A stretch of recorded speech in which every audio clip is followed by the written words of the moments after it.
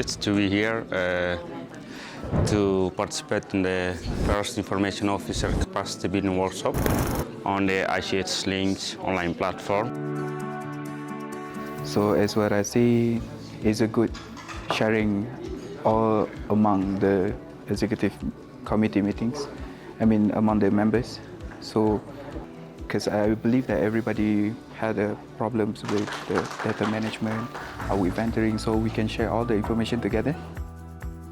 Doing our data processing and processing all our data and all the initiative and all the skills and experience that will be gained from this workshop will be very helpful in processing our cultural mapping data already done in Fiji. I believe this program brings a significant impact to each one of countries that participate for today. So it's a very important platform that can help us to develop our platform for our common tradition, our common heritage in Southeast Asia.